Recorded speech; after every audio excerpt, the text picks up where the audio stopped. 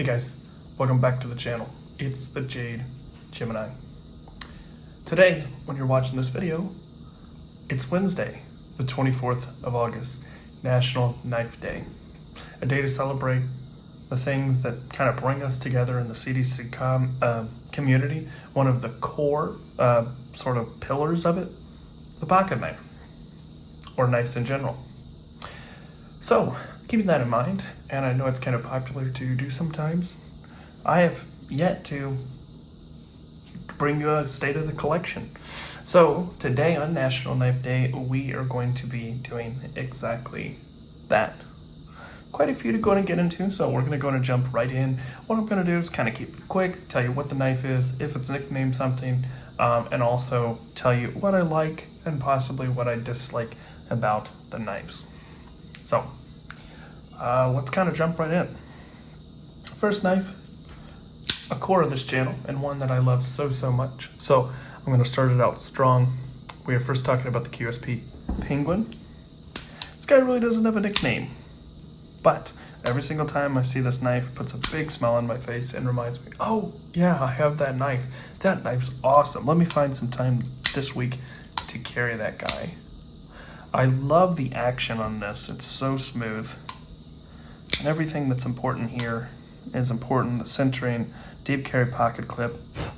It's got these micarta scales. Not the best, right, for sure. Feels a little plasticky and less micarta-y, but still kind of cool. For sure, you get this awesome utilitarian blade that is super pointy and just a sort of Goldilocks perfect size. Can't go wrong. So that's the first knife to start everything off, the QSP Penguin. Next knives are, I'm just going to sort of throw a lot of these in all at once, and that is the Swiss Army knife. So when I first got into the hobby, probably the first knife just about any of us gets is a sack. So when I first got into the hobby and I bought my first, real knife, which I think is like a Spyderco Delica or something, I had that Spyderco phase, right, where I had like a Para, this, and I had some European models and a Dogue tag folder, and then after that I kind of got rid of all those and I just got into Swiss Army knives for like 2 years, right?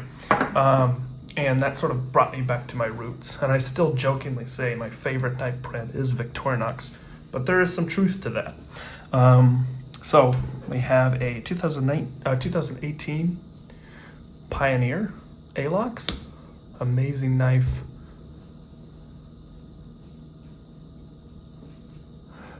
No, I've actually shaved the butt off of here, the keyring, so it's more like a soldier. And I say if I had to carry this for the rest of my life, I moved somewhere or had some sort of fantasy law that was put on me or rule, right, I wouldn't be mad if it was a Pioneer. It's just such an amazing knife that can do so much and a great value for money. Next, it was definitely sort of like a, grail and achievement to get a Swiss Champ. So this is a late 80s, early 90s, so just about as old as I am. So you actually have all 4 lines on the tang of the knife there. They're Casso.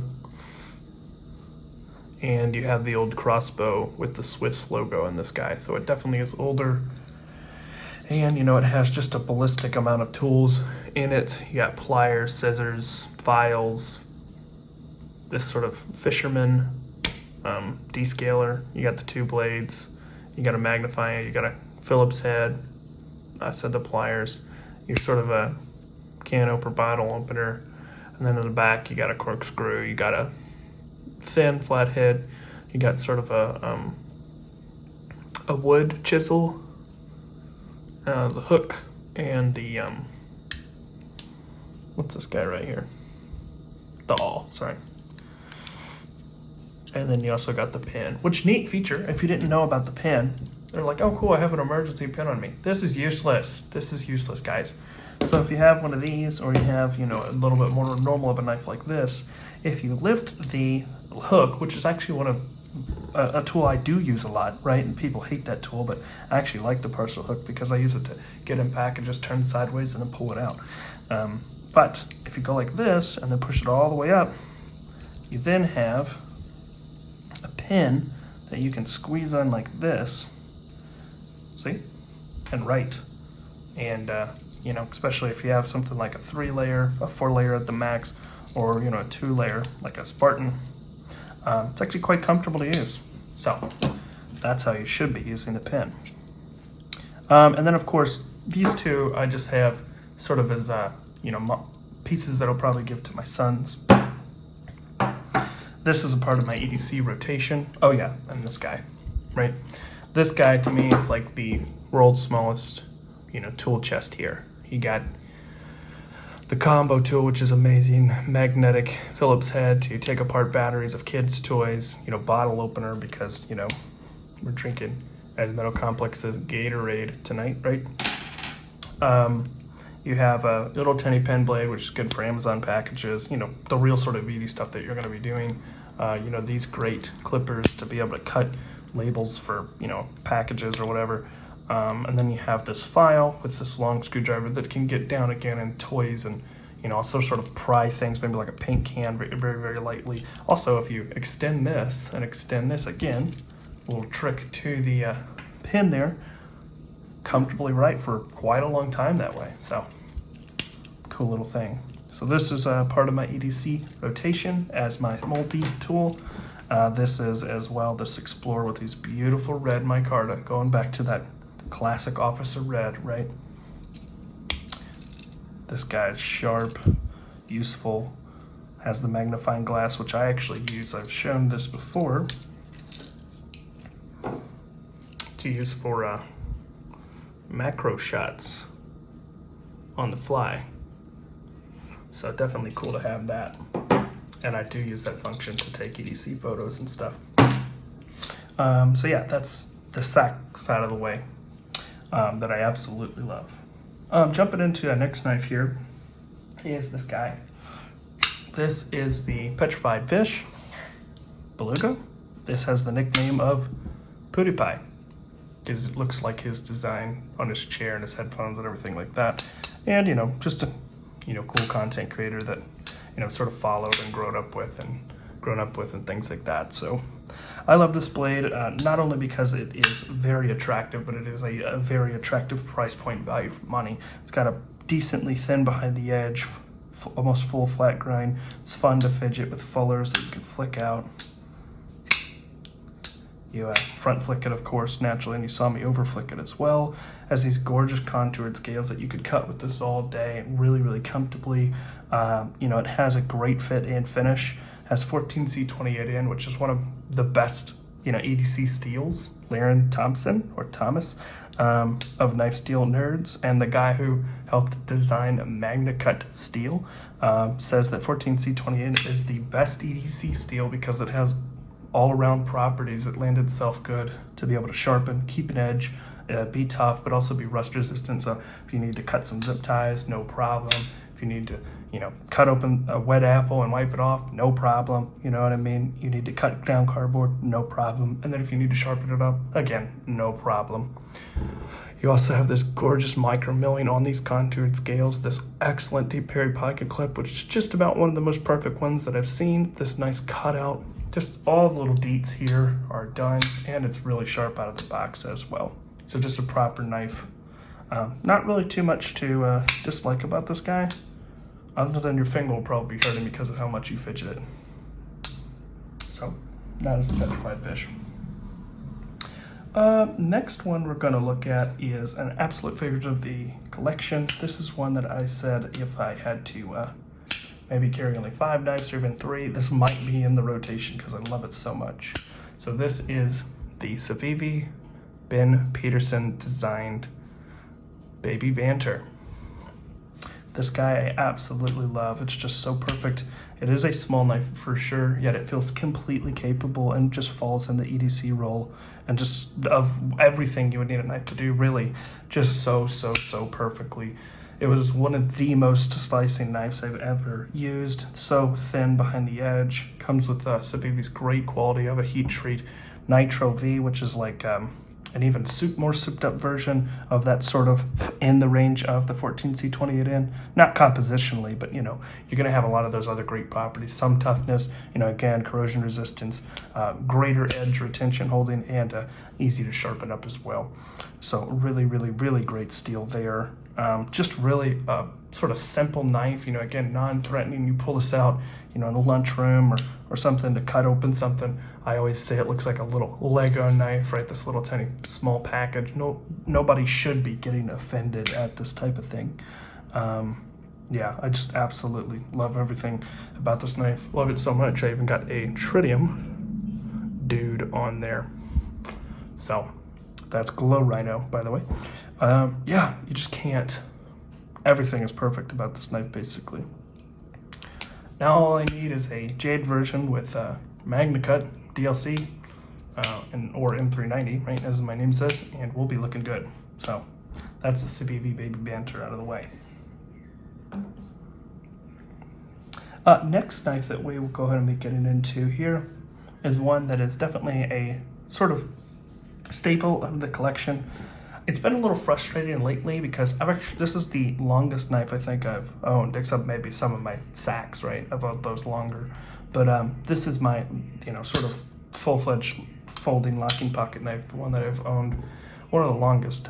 This is Para 3. The name of this guy is Cappuccino Lock Stick because originally it used to be brown and it used to have really bad lock stick. So this is the S35VN guy.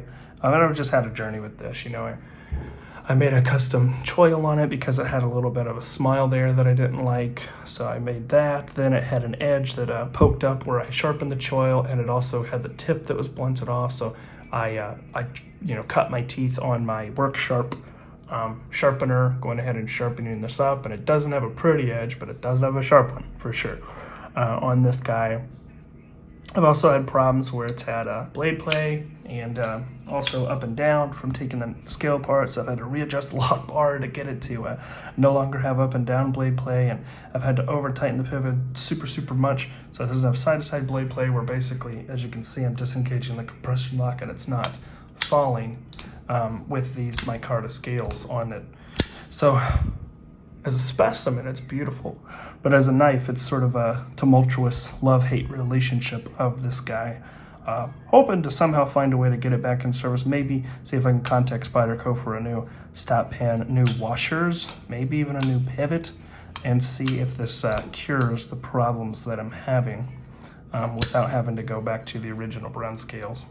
But it is a cool knife. It just doesn't get carried, and this is one that's sort of a knife that I'll probably end up giving to one of my boys because I've carried and put so much love and different memories and myself into it. It's just great, but it's also very, very frustrating, right? So that's Cappuccino Lock Stick, and really, I think it's actually the only Spyderco I still own, right? Do probably plan to get one in the future, but for now at least, that's what I got. The next knife that I actually want to show you is one that is ridiculous. I feel everybody needs a Titan blade in their collection, and I don't think you can get more than this. This one's kind of sentimental because when I started listening to the Knife Nuts podcast, and saying, oh, this is actually good, this isn't bad, or anything like that, right? Really enjoying it. One of the first people on there was John Gray, and I've always sort of seen this knife as a little weird. And so this was on sale, and I scooped it up a while ago for sure. So this is the Kaiser John Gray GPB1. General purpose blade 1. This is off of the Thuck folding knife. And this knife is amazing because you wouldn't think it with just this ridiculous way that it looks and everything. I mean, it looks like a folding shovel, like a trowel, a little tiny thing that you plant with. But this thing is really a beast. It has these beautiful contoured scales. It's really easy to get to and comfortable milled out area to release the liner lock. It has an insanely smooth action. I mean, probably helped by that blade, but still insanely smooth action with no play. These externally mounted stop thumb studs that act as the stop pin as well. And this was really kind of a redemption arc for me because Kizer had been kind of a hit or miss with their quality. And I got this, and it's basically perfect in every way other than the centering, which I really don't care too much about because, you know, the rest of the knife and the amount that I got for this. But I love the way this thing performs. It just slices so crazy, which is kind of ridiculous because it has this, I think this would be a saber grind, right? But for some reason, it just slices like nothing. So nice. You know, even if you're back here, it just obliterates. It's ultra sharp. This is also really lends itself to EDC. You barely rotate and cant the knife forward, and you're into packaging. You can also choke up like this. So this knife kind of is like a little bit of Yojimbo with the combat, you know, this sort of, you know, blade shape. A little bit of a kitchen knife, being able to have a cutting axis lower than your knuckles. You know, a little bit of a EDC, being a Warncliffe that you can just drag into packages. It is a general purpose blade for sure. It does it all. It's tactical, it's a kitchen knife, it is an EDC knife. And I'm just so glad that it's not only a beast, right? You could use this all day, how comfortable it is. This is just really a great knife that I want to get around to a full review, but I feel like a lot of people don't look at because of the big pivot, and it just looks a little bit, you know, crazy. But yeah, I love this knife. Doesn't get carried enough for sure. I'll carry that here soon. So next one I want to go ahead and jump into here is, let me get this guy out of the way. So this guy is a really cool knife. This is the Hogue Deca. And this is an insane value for money, you know, right now. You know, one of the biggest things right now, the hottest trends is MAGNACUT, like we were talking about earlier. If you don't know, MAGNACUT is a steel that is stainless, actually very stainless, borderline, or basically, if not stain proof. Basically, you could, you know, dive with it in the ocean, come out, wipe it off, you're good to go, right? You could cut open, you know, fruits and acidic things and oranges, wipe it off, you're good to go. It's not going to really rust.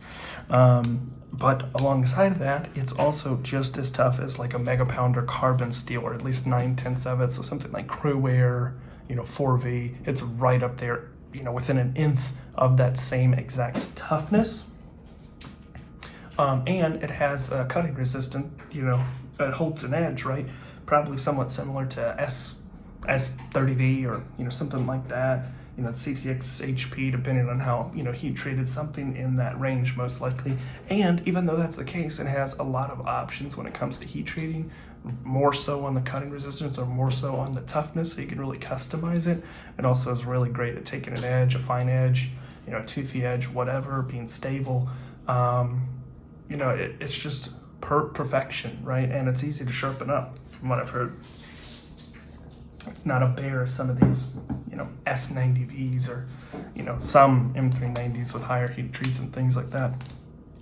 As far as the knife, though, the knife is really good too. It has this amazing action. Look at how smooth this is, you know, with a blade that's actually pretty thin. Cutting performance is crazy. You have this thinner grind up here and a little bit thicker for some work back here, as well as this Warncliffe design, which just aged to EDC so great. You know, it is also very attractive. It has this sort of everyday utilitarianism with a little bit of like tacticalness with this big, you know, sort of cutout right here to lock in with your finger, and this sort of dropped style, less George-esque, right? You know, finger area. So I just think it's really great. Also has just about the most perfect pop clip I've seen. The only thing I would say about this knife is that it's a little weird to handle. There's something about the way that this is like deep and then this cuts in instead of bows out, right? That just sort of feels like, what's going on? This feels really deep, and I don't know. Sometimes when I hold this, it feels comfortable, and sometimes it feels really foreign, and it seems like it got just something weird, right? So that's the only sort of complaint about it. But again, that's more of a personal thing than you know, factual. So that's the Hogue Deca in MAGNACUT. Following up with this, a sort of absolute beating heart of the hard industry, a knife that is amazing, and I think kind of gets a little bit of flack for either love it or you completely hate it, and I certainly love it, and that is the good old Benchmade Bugout. Wow, can't believe that this knife is 5 years old in design now. The mini Bugout here. I got the CF Elite version, and it is very stiff, hardly any flex at all. I just love this knife so much. Benchmade I have my quarrels with, and even in other videos I'm like, oh my gosh, you don't have great quality and things like that, and sort of rag on them. But really I do want to love Benchmade as a brand, and I'm really glad to get this one that has a really good QC, because they are so hit or miss with their QC, and I've had 9 misses before, right? Even on 2 Bugouts from before. But this guy is just perfect, and I'm really lucky for that. I love the way this knife looks, for one. It just sort of embodies this sort of traditional American knife aesthetic. Everything from like the drop point, this sort of swedge that comes to almost like a little bit of a spear point looking, with this flat, this awesome, sort of constant belly right up to here, that is usable, but then also a flat. It pierces really well. This sort of just very mild hump. There isn't like anywhere shoving your fingers to tell, but you still have a little bit of a guard up here on the front and the back.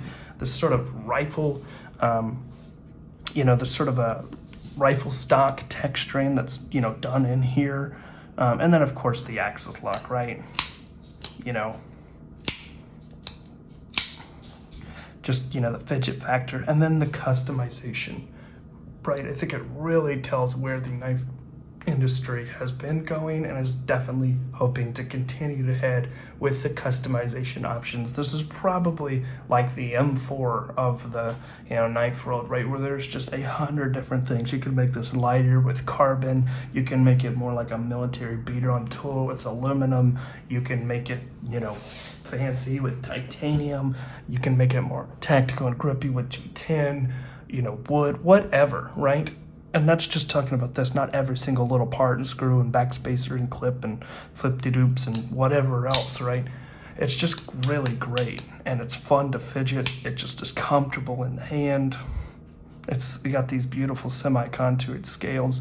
I mean, again, they do flex.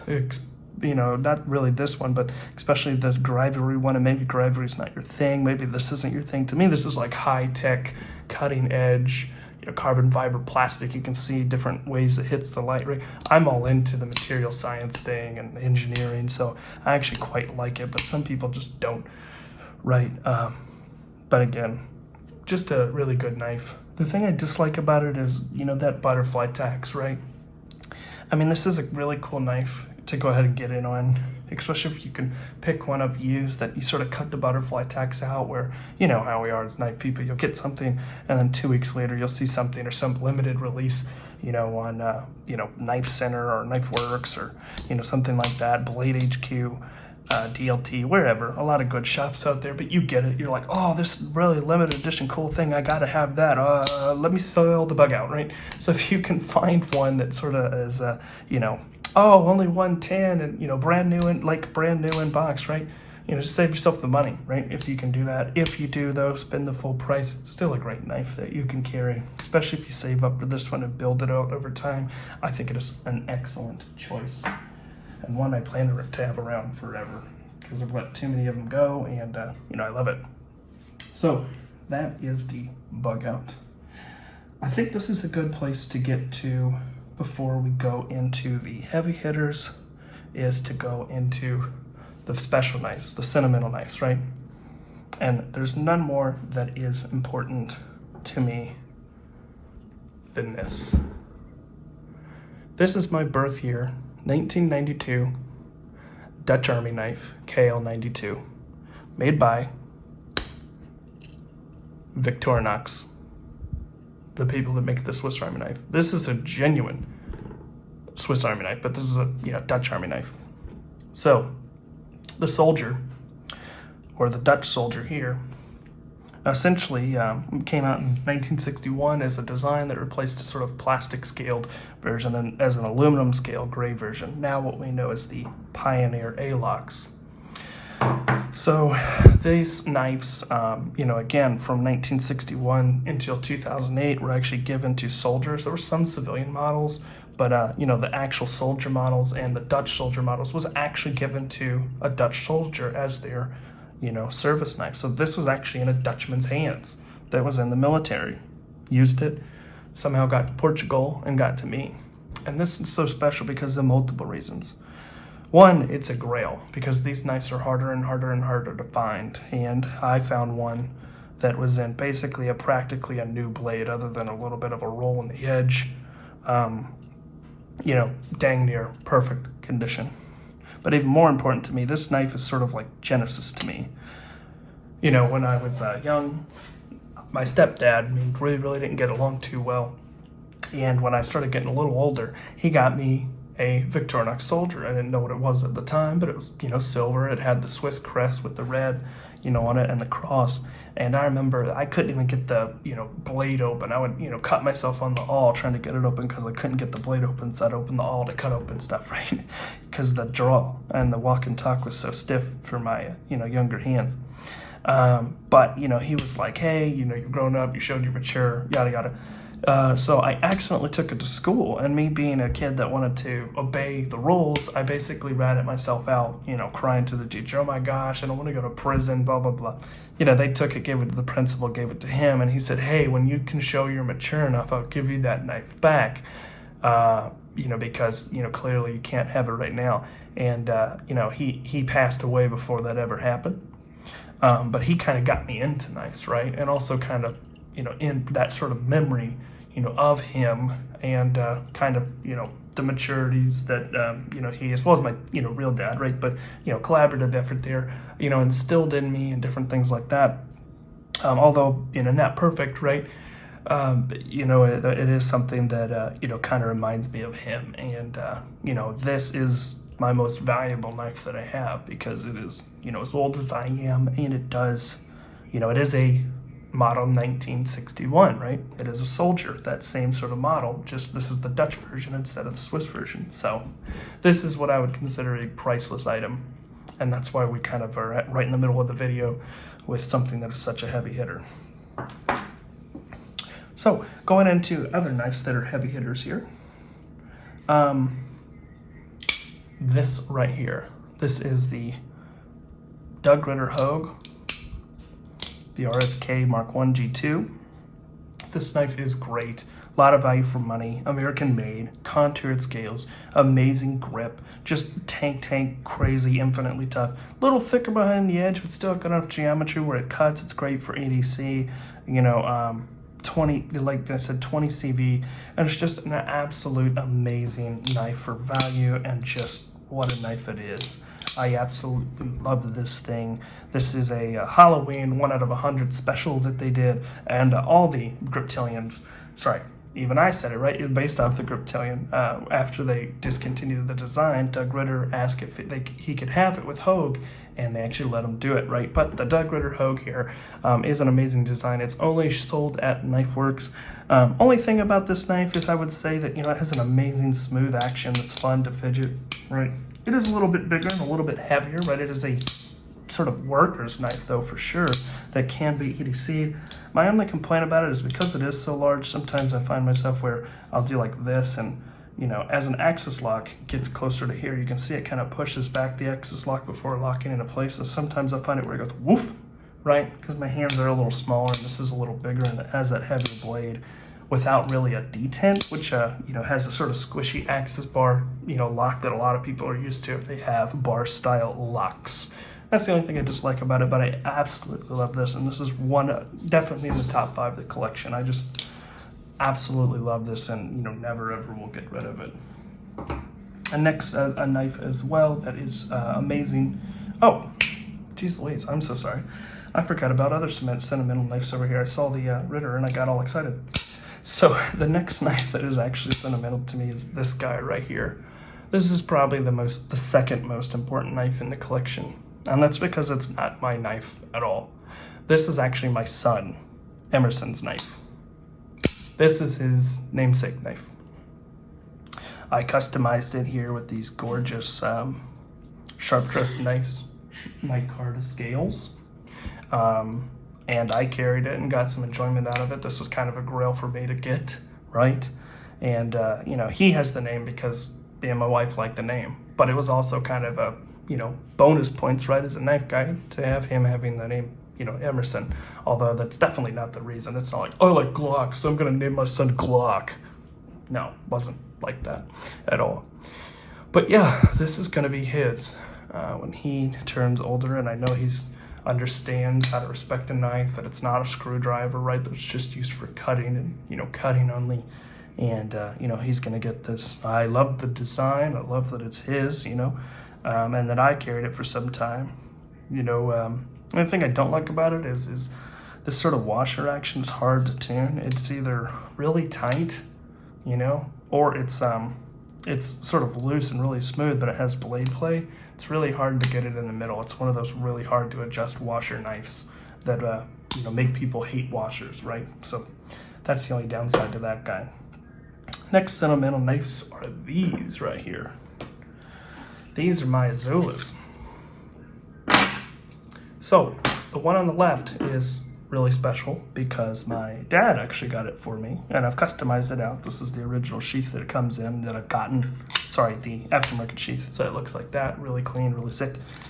But I got these the knife connection scales on here, these Contour G10 textured scales that are awesome, and this is a 440C stainless steel. But I asked my dad, hey, I kind of want that because I've always wanted that, and he got it for me. And you know, that's something that I not only was that super nice that he got it for me for Christmas, but also that you know, it's a knife that I always wanted. So for that, it's very sentimental and one that will actually stay in the collection. And because that sort of connection to my dad, right, and everything like that, when I had my firstborn son, on the other side of this knife, which is the S30V version, which I waited forever, even the first production run version, I waited forever to get it. I'll cover the rest because I don't want you knowing everything about him, right?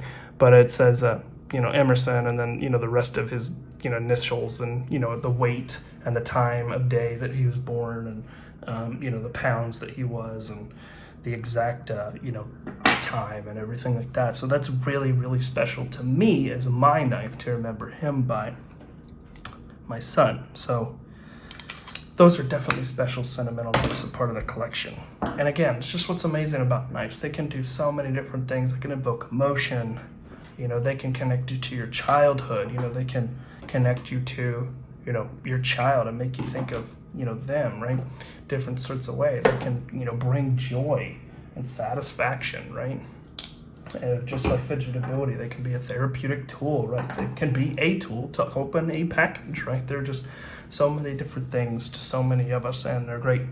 But the videos, I know it's going to be a long one. I don't want it to be ultra long, so let's keep trucking. So the next one, which is an absolute banger in the collection that I absolutely love, by probably one of my favorite designers, is the Ferrum Forge collaboration with This is the Minax. This knife is freaking sick. It is fun to fidget. It is fun to fidget, and definitely that over again. It has these amazing milled scales with all these detailed external light weighting. I don't usually like recurves, but the way that this works and this ultra thinness on the edges is one of the best slicers that I have. It is probably the most ergonomic knife that I have as well. You can choke up, choke back on the knife, and it has this great pocket clip that just, you know, goes right into the design. It has that typical quality, and it has the most drop volley action of any knife that I have. You know, it will guillotine. You got to kind of get it out of the way. Sometimes it even scares you. You can even slowly do it, and it'll still slow. It's so smooth. This knife gets a bad rep because of, well, this sort of shape here. But if you understand why that is, this knife is nicknamed H.R. Giger, who's the guy that designed the alien from Aliens, and actually started the sort of,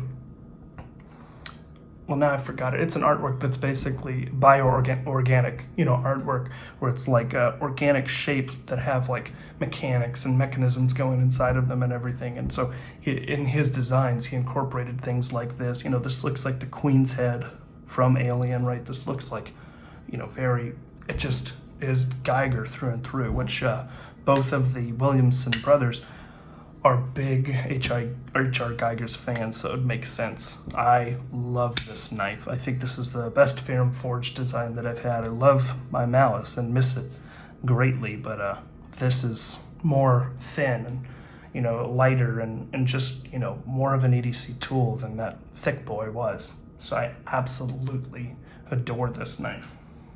It brings me so much joy with the action and everything. Oh, cool. Oh, so that kind of busted us through pretty quickly. Yeah, we got the Sachs, we got the Izulas, we got the Spyderco, Emerson. Yeah, no. Okay, so we got this guy. This guy is cool. I'm just gonna include it. This is what I would consider, I'm sure we all have them, a dead knife. Basically, that's a knife that you have, that you used, you sort of fell in love with, and maybe you don't use so much anymore. It's not a knife that you would necessarily toss away as you would with any, right? But at the same time, it's not something that's in the collection very often. This is actually a really great little knife, right? But it's just one that doesn't get carried. So this is a Kaiser Yorkie. It slices amazing. It looks great because it's really Laconico. The problem with this one is it does sort of have some of those Kaiser-esque problems that I was speaking of. I've tuned the action perfectly, but it had a really, really firm detent at first that would make it fire, but then it was like, Well, now it's a little bit more balanced. It's smooth, but it also has a detent that you can strike out that blade hard. The main problem is over here it has a little bit of a more glossy finish, while over here it has a little bit more of a matte. So it looks like they batch tumbled it in and it wasn't consistent. So that just sort of bugs me, and it's something that, you know, just gets stored away, you know, as a dead knife. But, you know, it is a part of the collection. And basically, we're going to go to my pride and joy of the collection. My favorite knife of all time. This is the small Inkosi that I've just recently reviewed. And this is an amazing knife. It is worth the hype. If you want a CRK as a grail, it makes sense. It has that smooth, God help me, hydraulic action, because that's the best way to describe it. It's fun to fidget, but yet it's respectable, right? It isn't, you know, some super hyper-technical thing, right? This is more like a worker's tool that is fancy and proper and classy, but yet it's still a worker's tool through and through. You know, I could pass this down to my grandkids, right? And it would still survive. It's gonna, you know, out-survive me. And I hope it gets passed down forever, right?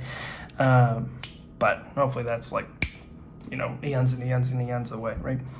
But you know, it still stands. This is an amazing knife that is just utter perfection, right? In both the way that it looks, the choices in finishing, the materials, the fit and finish, right? The action, like I said, just the experience. It is just really why we're in this knife hobby, right? This is, you know, all this stuff is all what it's all about. So that is sort of the conclusion of this video. Oh, no, it's not. I lied. Sorry. So, what it's all about, though, isn't just, you know, oh, I have a knife that's, you know, a lot of money, right? Oh, I have a $800 custom, you freaking peasants, right? That's not what it's about, right? And that is not, you know, $800, $600. You guys know that. But just as an example, you know, it's not just about that. It's always cool somebody likes your equipment and gear, you know what I mean? And you have that fellowship about it. But it is about that fellowship, right?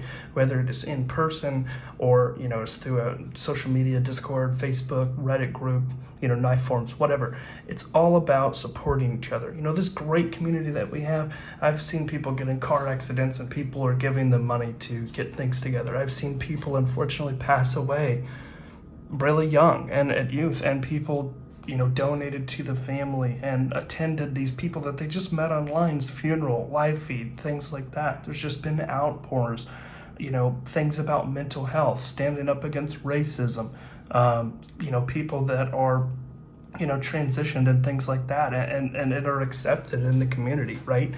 It's just, this sort of beautiful pocket that gets sort of demonized. Even more here recently at work, I was told, hey, you know, we know you're a knife guy and you just sit at your work and you work and you fidget your knife and you're not hurting anybody, but I technically have to follow policy, so you know you can't have a knife anymore, right? It's just this sort of demonized thing that we get put into, where it's actually such a beautiful and humanistic thing, you know, around the CDC and, you know, the knife community in general.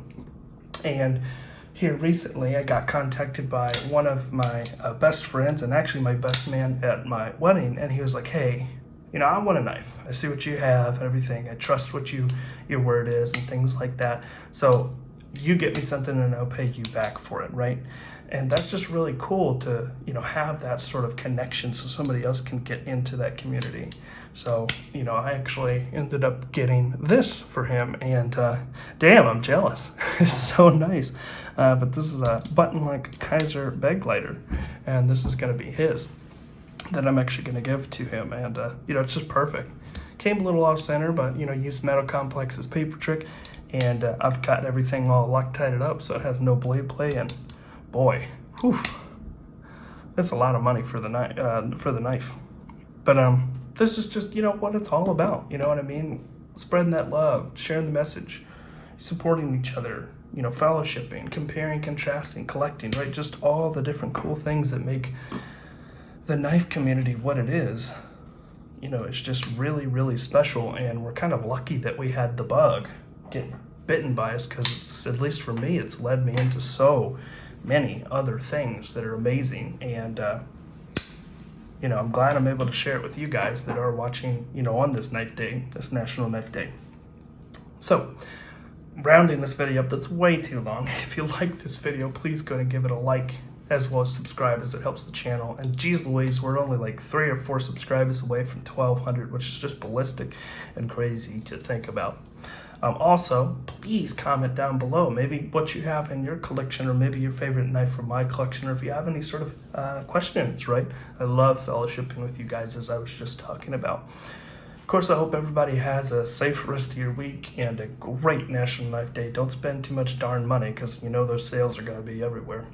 Everybody take care. Peace.